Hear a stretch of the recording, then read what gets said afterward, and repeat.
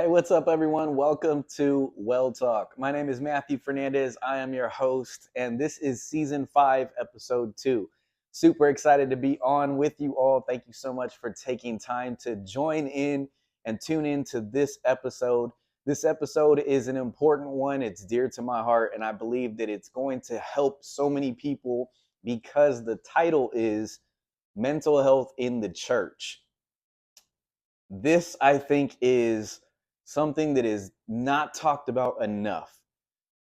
Well, there's so many things going on in the world today, and there's so many issues that people are dealing with, whether it's within the community, within their school, their workplace, their family, their place of worship. If we're talking about church location, things like that, people just struggling with things.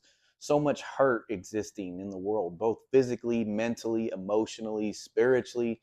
So much is going on. And unfortunately, I don't think we're talking about mental health in the church enough.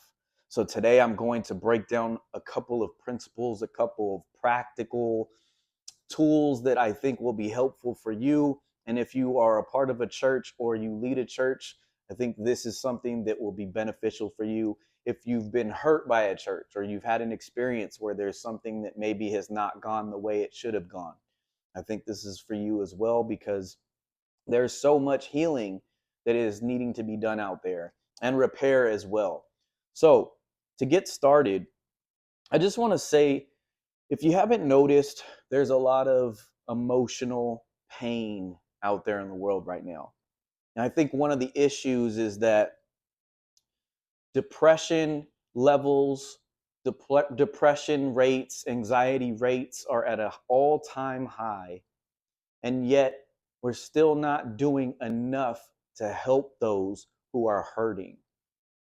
One thing that I really want to highlight in this episode and maybe this series moving forward is mental health has a place in the church.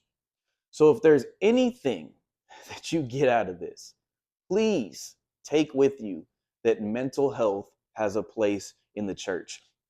And I love this statement that's really being tossed around there a lot now, and that is mental health is brain health. So when we talk about mental health, we're talking about brain health. Now, anyone that's thinking reasonably or logically would know that if you want to talk about something like mental health, which is brain health, then that should be received. It should be received. Just like physical health. When we refer to physical health, we're talking about how we're doing physically. We go to the doctor for certain things, whether it's an annual checkup, whether it's something that we fear or feel physically that we're starting to think maybe we should get it checked, or when we're dealing with pain and things like that, or sickness, we go to the doctor. Now, in the same way, if you're dealing with emotional pain, the thing about that is that usually it's not visible. Now you can see it behaviorally, maybe in somebody's life. You could see it with them withdrawing, with them isolating. You could see certain behaviors that maybe a person might be acting out in a certain way that could indicate that there's emotional pain and hurt, and such as like depression or when somebody's super anxious. But usually we don't see unless we do something that is called a brain scan. And Dr. Amen from Amen Clinics has revolutionized that, where he has done so many different things for not only mental health, but brain health by doing the brain scans and understanding the brain. One of the things is that a lot of times we tend to dismiss what we don't understand. So when people don't understand something, they jump to a conclusion, and usually they go to the first thing that they feel like it could be, which in this case, when we're talking about mental health in the church, people automatically jump to a spiritual thing. Now, I'm not saying that a person's mental health cannot be impacted in a spiritual way. But what I am saying is that not everything that impacts a person's mental health is a spiritual influence. There's a distinction here. There's a difference between that. And when I'm breaking this down, I want you all to track with me here. For example, if someone goes to church and is dealing with a dislocated arm or a dislocated shoulder or a broken arm, and let's say that the bone is broken out and it's literally showing, if we're to have the support that a person needs, we need to do what? We need to be aware of what's going on. And so if somebody came to you with that type of issue, you would likely do what? You would say, we need to take you to the urgent care or to the emergency room. We need to take you to the doctor immediately. You need to get some help for that. You need to help. We need to get you some support. Now, we could pray for that person along with that and the process of that, and believe that the surgery or the repair goes according to plan and it's smooth. But we're not just going to say, we're going to pray for this arm right now, and then we're going to send you on your way with a bone popping out of your arm. Now, that right there is common sense. We should know that if somebody is dealing with a truly physical impairment that is visible, that we should be able to say, hey, we got to take this person to get some help.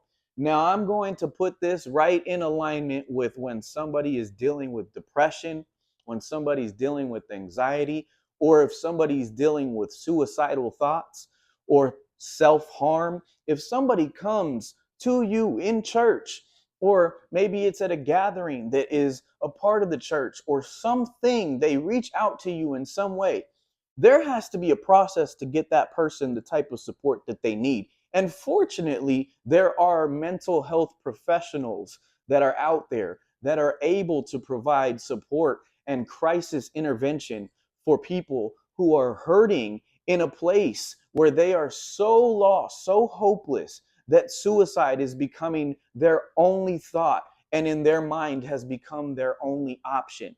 To pray and let them go on without any support or any check-in or any follow-up or any referrals for therapy or to check in with a mental health professional is to dismiss the issue altogether and just let somebody go on. And I just have to say this, a person is accountable for the way that they handle those types of situations, because we're talking about lives that are at stake here. So when we refer to these type of topics, it's important that we truly understand the depth of what's going on here. We're talking about a person's life. And a lot of times people dismiss mental health, brain health, things like depression, anxiety, panic, trauma, because they don't understand it or them and those things that I just listed off.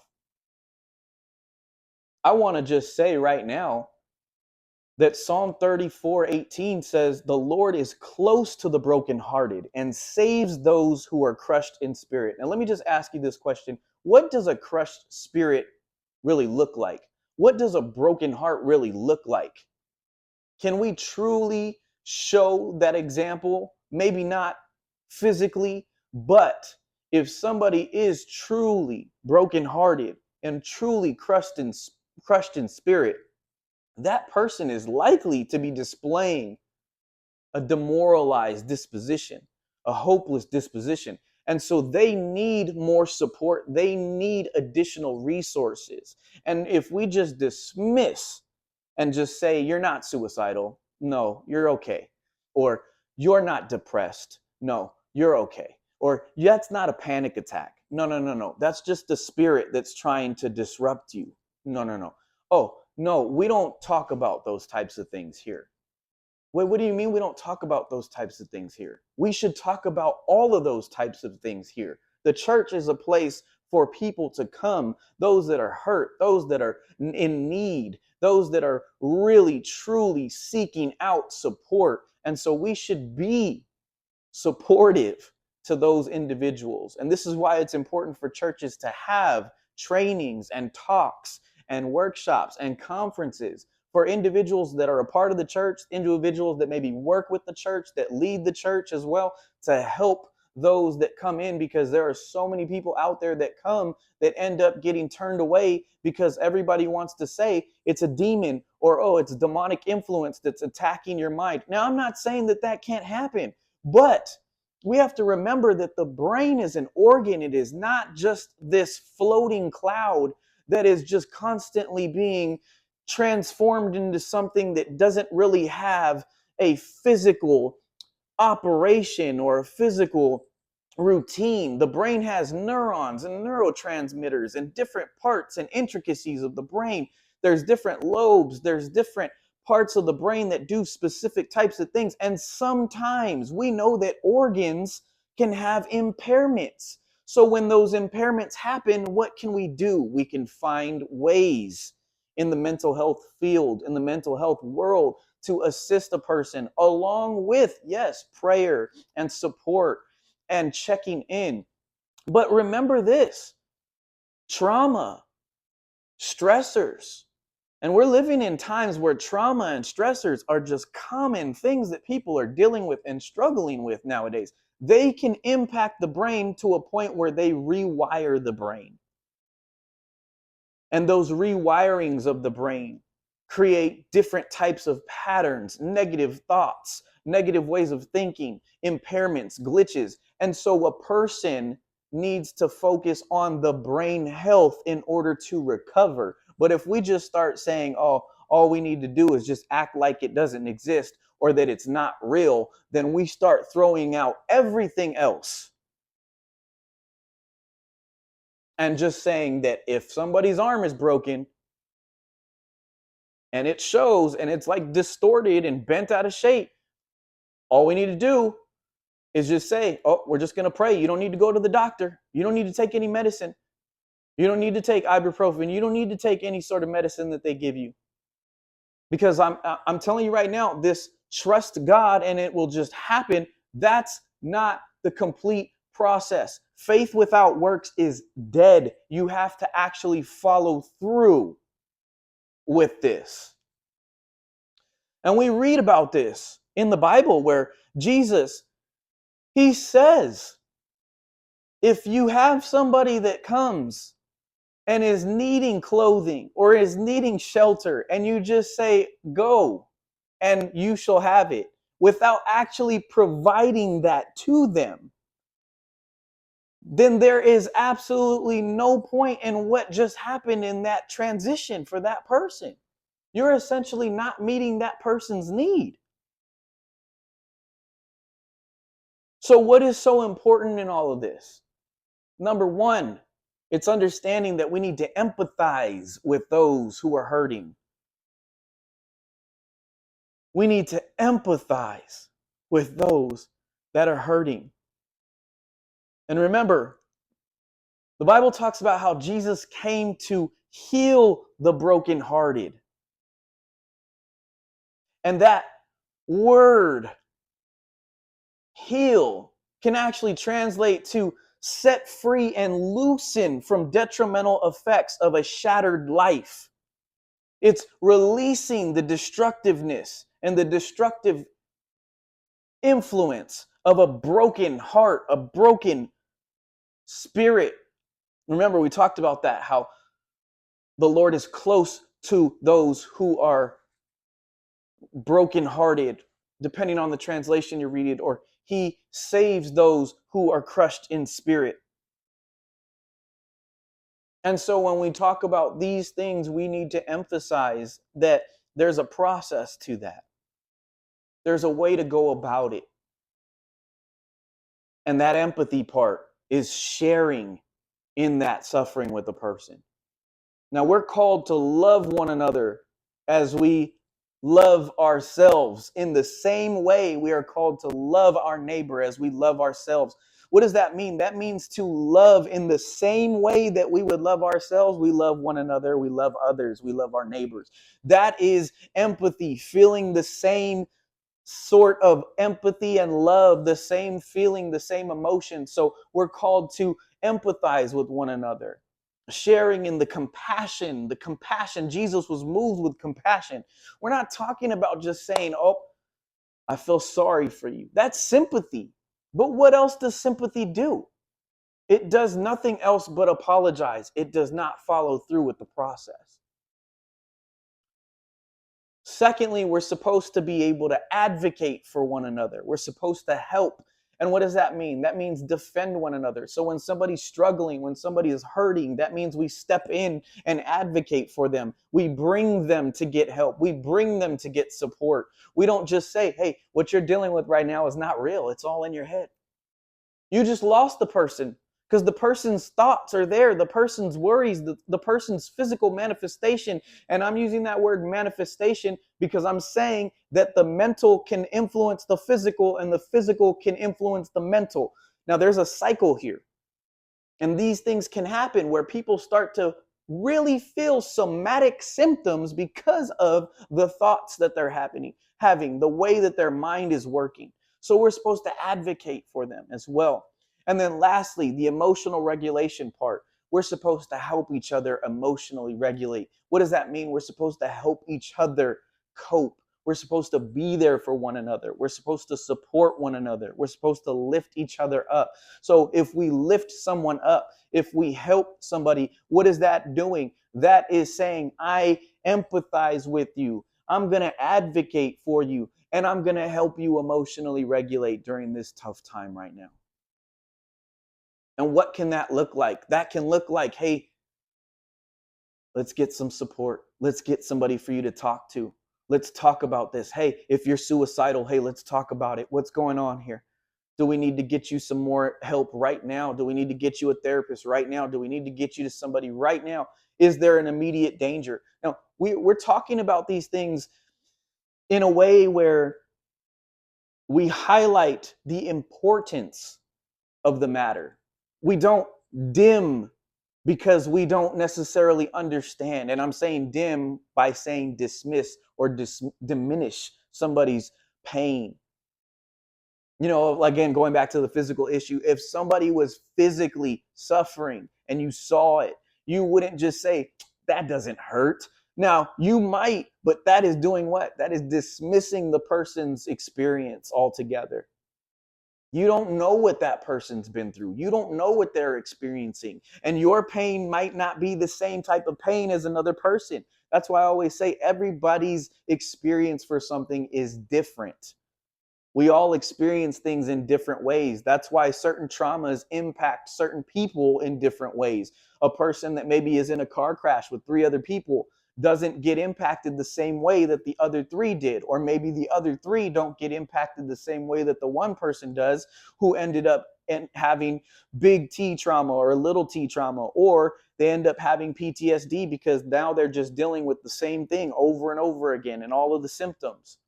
But somebody else saying, oh no, that's not how I experienced it, so it's okay, you don't have to deal with that, you can just let it go.